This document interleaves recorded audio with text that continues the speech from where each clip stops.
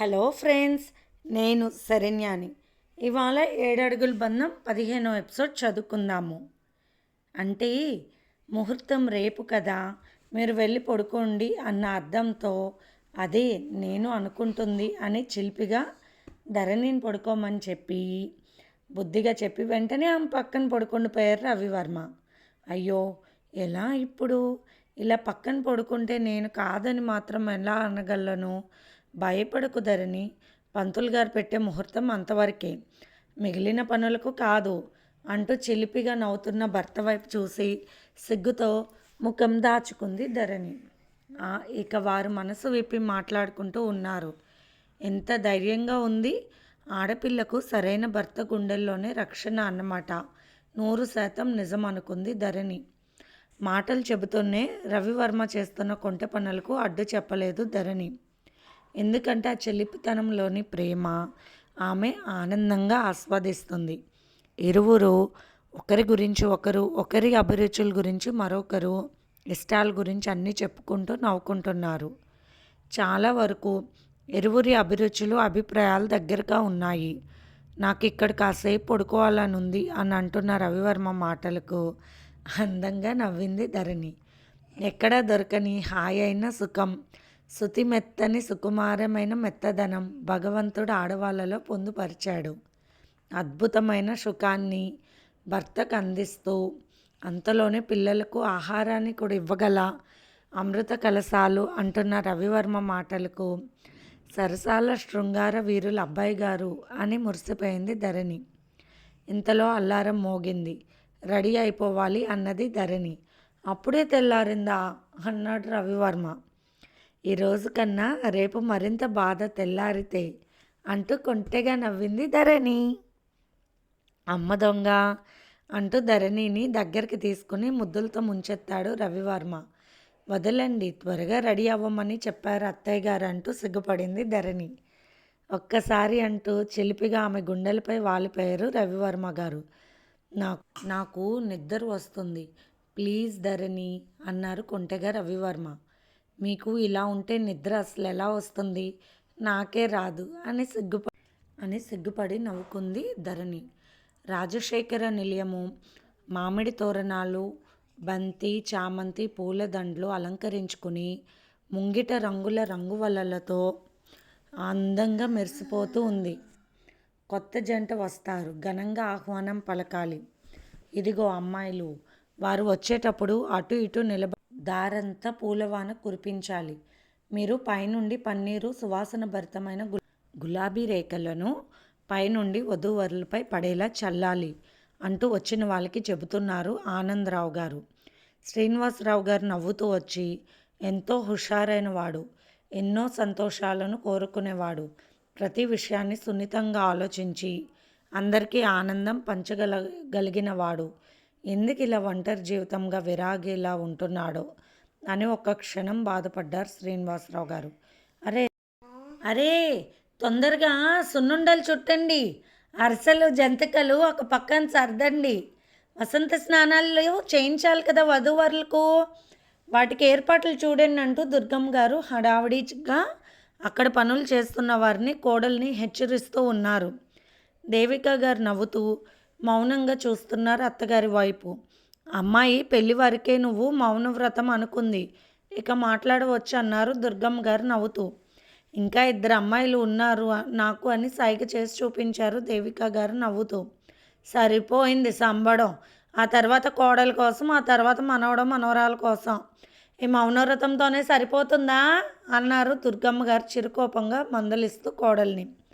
1 గంటే కదా అని సైగ చేసి చూపించారు దేవిక గారు. అసలు పనులన్నీ అప్పుడే కదా అంటూ హడావుడిగా పని వాళ్ళ దగ్గరకు వెళ్ళారు దుర్గమ్మ గారు. పెళ్లి వాళ్ళు సాయంత్రం వస్తాము అని కబురు చేశారు. అత్తయ్య గారు తొందరకు అంతులేదు అనుకుంది దేవిక. అమ్మగారు పంచదార చిలుకలు చేయమన్నారు కదా, రెడీ చేసేసానన్నాడు మిఠాయి కొట్టువాడు. అయినా అమ్మ, మన ఇంటి దగ్గరే చిలకలు చుట్టాలని తయారు చేయించావు, వారన్నీ ఇక్కడికి మోసుకుని ఇబ్బంది పడిపోయారు అన్నారు శ్రీనివాసరావు గారు నవ్వుతూ.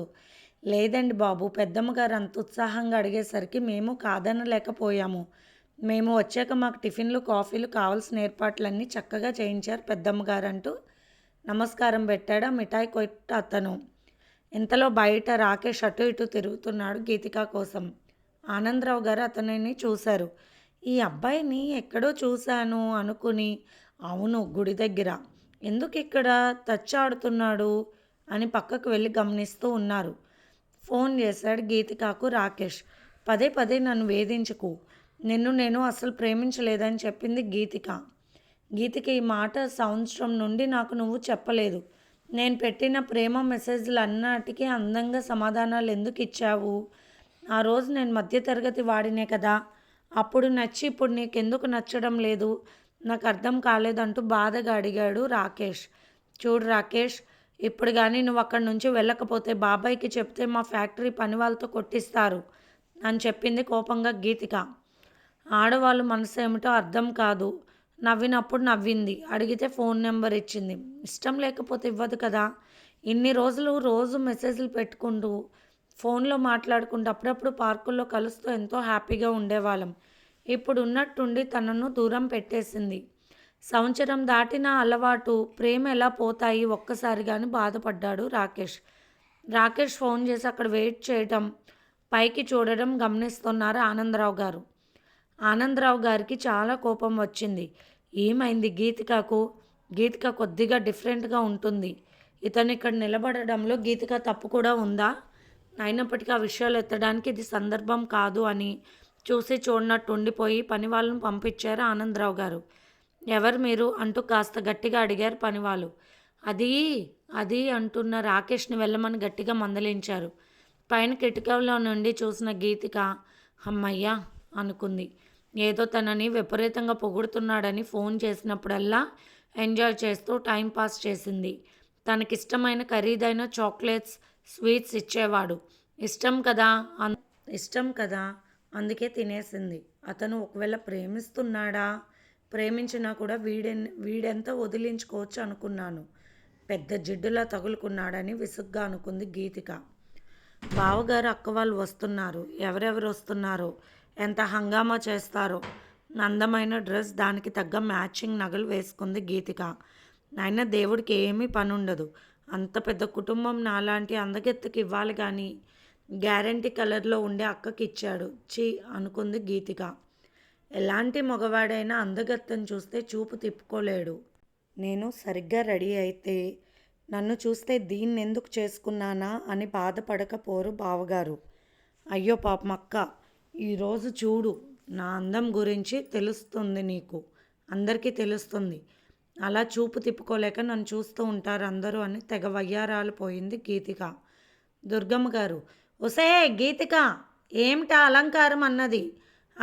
అక్క వాళ్ళు వస్తున్నారు కదా నాన్నమ్మ అన్నది గీతిక. వాళ్ళు వచ్చేది సాయంత్రం, ఇప్పుడే రెడీ అవుతారా ఎవరైనా? సాయంత్రానికి పిచ్చిమోహన్లాగా ఉంటావంటూ నవ్వేశారు దుర్గమ్మ. కోపంగా వెళ్ళి లోపలికి కష్టపడైన ముస్తాబంతా తీసేసింది గీతిక. ఉదయాన్నే వస్తామని చెప్పారుగా ముందు అని మనసులో తిట్టుకుంది గీతిక. స్కూటీ మీద వస్తూ ఉంది శ్రావణి. కాలేజీలో అర్జెంట్ క్లాస్ ఉంటే వెళ్ళింది. బావ అక్క వాళ్ళు వచ్చేసి ఉంటారని హడావుడిగా వస్తుంది. ఇంతలో ఆమె స్కూటీకి అడ్డుగా వచ్చాడు రాకేష్. సడన్గా స్కూటీ ఆపాల్సిన పరిస్థితి అయ్యింది శ్రావణికి. దగ్గర దారి అనుకుని పక్కదారి రావడంతో ఆ దారిలో జనసంచారం తక్కువగా ఉంటారు. కోపంగా చూసింది శ్రావణి. మీ అక్కకు అంత బలుపా? మీ బావ అంత ఉన్నవాడు అందగాడు అయితే నాకేం భయం లేదు. మీ బావని వదిలిపెట్టను. అనవసరంగా గుడిలో ఆ రోజు నా మీద రెచ్చిపోయాడు. నీ అక్క గీతికాను వదిలిపెట్టను. అది నన్ను నమ్మించి మోసం చేసింది అంటూ సీరియస్గా బైక్ పట్టుకుని వదలలేదు రాకేష్. దుర్గమ్మ గారు పిలవడంతో కృష్ణవర్మ అప్పుడే కారులో రాజశేఖర్ నిలయానికి బయలుదేరాడు. అడ్డదారి తొందరగా వెళ్ళవచ్చని అంటే వచ్చాడు కృష్ణవర్మ. కాస్త దూరంగా కనపడిన దృశ్యానికి ఆగిపోయాడు అక్కడే. వీడు అనుకుంటూ అవును గుడిలో కనిపించాడు. ఇక్కడేం చేస్తున్నాడు? శ్రావణి స్కూటీ పట్టుకున్నట్టు ఉన్నాడే అని చూస్తూ ఉన్నాడు. కృష్ణవర్మ పక్కదారిలోనే ఉండేసరికి శ్రావణి వాళ్ళకు కనిపించే వీలు లేదు. హలో, అసలు నీ గోల్ ఏమిటి అన్నది చాలా కేర్లెస్గా శ్రావణి. మీ డబ్బున్న అమ్మాయిలకు పొగరెక్కువ అన్నాడు రాకేష్ కోపంగా. అలా అని నేను చెప్పలేదు నీతో అన్నది శ్రావణి. ఇదిగో చూడబ్బాయి, ఇలాంటివి నాకు నచ్చవు. నీకు మా చిన్ని అక్క మీద కోపం ఉంటే అక్కను అడగాలి. పెద్ద బావగారి మీద కోపం ఉంటే ఆయన మీదకి వెళ్ళి ఫైట్ చేయండి. అంతేకాని బుద్ధిగా కాలేజ్లో చదువుకునే నన్ను ఇబ్బంది ఎందుకు పెడుతున్నావు ఇప్పుడు? నేను చిన్నపిల్లని కదా అన్నది శ్రావణి. శ్రావణి చెబుతున్న ప్రతి విషయం కరెక్టే అనుకున్నాడు రాకేష్. చూడు, ఏదైనా ఒక విషయం ఉంటే ఆ విషయాన్ని స్పష్టంగా తేల్చుకోవాలి. అంతేగాని నాలాంటి అమాయకపు చిన్నపిల్లని ఇలా దారి కాచి అడిగితే నేనేం చెప్పగలను చెప్పు? నీకు ఒక చెల్లెలు లేక అక్క ఉండే ఉంటుంది కదా. అలా వాళ్ళు కూడా ఇలా ఎవరు లేని దారిలో ప్రయాణిస్తూ ఉంటే నీలాగే ఎవడో ఇలా అడ్డుపడితే ఎలా ఉంటుంది చెప్పు అంటూ అమాయకంగా ముఖం పెట్టి అడిగింది శ్రావణి. మనలో మన మాట, విషయం ఏమైనా ఉంటే మా అక్కను అడిగి తెలుసుకో. ఒకవేళ నాకు చిన్న బావగారు అయ్యే ఛాన్స్ ఉంటే ఇప్పుడు మనం గొడవ మంచిది కాదు కదా అన్నది శ్రావణి అమాయకంగా ఫోటో పెట్టి. రాకేష్ ముఖం చూస్తూ, కృష్ణ, ఏమిటి నీ మాయలు? నేను వేణుగానం వినిపించినట్టుగా 4 మంచి మాటలు చెప్పాను, విన్నాడా? సరే, లేకుంటే మహాభారత యుద్ధమే అనుకుంది శ్రావణి. ముఖం మాత్రం చాలా అమాయకంగా పెట్టుకుంది. ఎంతసేపు మాట్లాడాల్సిన అవసరం ఏముంది ఈ అమ్మాయికి అనుకున్నాడు కాస్త చిరాగ్గా కృష్ణవర్మ. సరే, నువ్వు వెళ్ళు శ్రావణి అన్నాడు రాకేష్. మంచి అమ్మాయి, వాళ్ళ అక్కలాగా కాదు, పాపం భయపడిపోయింది అనుకున్నాడు రాకేష్. స్కూటీ చూసుకోకుండా రోడ్డు మీదకు హుషారుగా స్పీడ్గా పైకి ఎక్కించేటప్పుడు స్కిడ్ అయి పడిపోయింది. అప్పటికే కృష్ణవర్మ కారులో దగ్గరగా ఉండేసరికి దిగి ఒకవైపు నుంచి వచ్చాడు. రాకేష్ చూసి వెనక్కి తిరిగి స్పీడ్గా మరొక వైపు వచ్చాడు. మధ్యలో శ్రావణి పడిపోయింది. కృష్ణవర్మను అతని పర్సనాలిటీని చూసిన రాకేష్, ఏ రోజు నా టైం బాగోలేదులే అనుకుని వెంటనే వెళ్ళిపోయాడు. కృష్ణవర్మ శ్రావణిని పైకి లేపాడు. ఫేస్ ఒకలాగా పెట్టుకున్న కృష్ణవర్మ వైపు అలాగే చూసింది శ్రావణి. ఒంట్లో బాగోలేదా ఏంటి సార్? లేక కంట్లో బాగోలేదా? కళ్ళేమిటలా కోపంగా చూస్తున్నాయి అన్నది శ్రావణి. ఏమీ లేదు, మీ నాయనమ్మ ఫోన్ చేస్తే మీ ఇంటికి వెళ్తున్నాను అన్నాడు కృష్ణవర్మ ఒక రకంగా ముఖం పెట్టుకొని. సరే అయితే నా వెనక రండి, దారి చూపిస్తాను, ఫేస్లో నవ్వు తెచ్చుకోండి, మా ఇంట్లో శుభకార్యాలు జరుగుతున్నాయి అంటూ స్కూటీ తీసుకుని నవ్వుతూ. సార్, మనీ వెళ్ళిపోయింది శ్రావణి. అయినా శ్రావణితో అబ్బాయి మాట్లాడితే నాకెందుకు ఇంత కోపం వచ్చింది అనుకున్నాడు కృష్ణవర్మ. ఎందుకు ఏమిటి అని ఎలా అడుగుతాడు? అలా అడిగితే నువ్వెవరు అంటుంది గడుసపిల్ల అనుకుని రాజశేఖర్ నిలయంలోకి అడుగుపెట్టాడు కృష్ణవర్మ. ఈలోపు శ్రావణి వాళ్ళ నానమ్మ దగ్గరికి వెళ్ళింది. ఏమిటి, కుర్ర డాక్టర్ అయ్యేసరికి పదే రమ్మని కబురు చేస్తున్నావు? కొంప తీసి ఏమైనా ప్రేమ వ్యవహారమా? జెండా ఎత్తేస్తావా ఏమిటి నాని? గారాబంగా అంటూ ముందే చెప్పు, నాకు తగ్గువాడిని చూసుకుని వెళ్ళిపోతాను. ఇంత పెద్దదానివి నువ్వు అంత పెద్ద తప్పు చేశాక ఇక మాకు పెళ్ళిళ్ళు అవుతాయా? ఈ విషయం చిన్ని అక్కకు కూడా చెప్తాలే అంటూ నా శ్రావణి చెవి పట్టుకుంది దుర్గమ్మ గారు. అరే శ్రీను, ఇది చూడరా ఏం మాట్లాడుతుందో అన్నారు దుర్గమ్మ గారు ముచ్చటగా. ఏమైందమ్మా అంటున్నారు శ్రీనివాసరావు గారు. దమ్ముంటే చెప్పవే నానమ్మ అంటూ కన్ను పైకెత్తి స్టైల్గా అడిగింది శ్రావణి నవ్వుతూ. నువ్వెందుకు పద్దాక మా అమ్మని ఏదో ఒకటి అంటానే ఉంటావన్నారు శ్రీనివాసరావు గారు శ్రావణి వైపు చూసి నవ్వుతూ. శ్రావణి, ఈ కాలుకి బాగా నొప్పి చేసింది, ఆ పక్క కాలు వాపు వచ్చింది అందుకని అన్నది దుర్గమ్మ. ఇంకాసేపట్లో అక్క వాళ్ళు వస్తారు, మధ్యలో ఈ గోల ఏమిటన్నది శ్రావణి. నీ ముఖంలో సంతోషం నాకు తెలుస్తుందిలే, ఆ అందమైన డాక్టర్ బాబు అంటే ఇష్టమే, పైకి నాటకం అంటూ నవ్వుతూ ఉన్నారు దుర్గమ్మ గారు. కృష్ణవర్మ గారు వచ్చారు. దుర్గమ్మ గారిని పరీక్షించి మందులు వాడండి, 2 రోజులు పోయాక ఒక్కసారి అన్ని టెస్టులు చేద్దామన్నారు నవ్వుతూ. దుర్గమ్మ గారి కాలుకి ఈ ఆయిల్ మసాజ్ చేయండి అంటూ ఇచ్చారు కృష్ణవర్మ గారు. అది తీసుకుంటున్నప్పుడు శ్రావణి మోచేయి కాస్త రక్తం చింది ఉండడం చూశారు. తన దగ్గర ఉన్న బాక్స్లో టించర్ కాటన్ తీసి శ్రావణి చేతిని శుభ్రంగా తుడిచారు. అబ్బా, ఏంటి చెయ్యి అంత గట్టిగా పట్టుకున్నారు అన్నది శ్రావణి కోపంగా. మీ కోపం అసూయ ఎందుకో నాకు అర్థమైందిలే, ఆ రాకేష్తో కాసేపు మాట్లాడానని గమనించినట్టున్నారు అనుకుని నవ్వుకుంది శ్రావణి. నిజంగానే గట్టిగా పట్టుకున్నాను చెయ్యి అనుకుని సున్నితంగా పట్టుకున్నాడు కృష్ణవర్మ. శ్రావణి ఎవరితో మాట్లాడినా కూడా తనకి ఈర్ష్య కలుగుతుంది. ఆ విషయం గమనించుకున్న కృష్ణవర్మ నవ్వుకున్నాడు. ఇంతలో గీతిక పైనుండి వస్తుంది. కృష్ణవర్మ అలాగే చూశాడు కావాలని. శ్రావణి బుంగమూతి పెట్టుకొని, వచ్చిన పని అయ్యిందిగా, ఇక మీరు వెళ్ళొచ్చు అని చిరుబుర్లాడింది. అప్పుడు నాకేది జరిగిందో ఇప్పుడు నీకు అదే జరిగింది శ్రావణి. అది తెలియజేయాలని అలా చేశానంటూ శ్రావణి వైపు చూసి కన్ను కొడుతూ నవ్వేశాడు కృష్ణవర్మ. కానీ గీతిక మాత్రం ఎవరు చూసినా నా వాయి పడిపోవాల్సిందే అని నవ్వుకుంది. ఇది ఫ్రెండ్స్ ఇవాల్టి ఎపిసోడ్. రేపు ఇంకొక ఎపిసోడ్తో మళ్ళీ కలుద్దాం. Bye friends. మీ అమూల్యమైన సమీక్షలను కామెంట్స్ రూపంలో తెలియచేయండి. Bye friends. రేపు మళ్ళీ కలుద్దాము.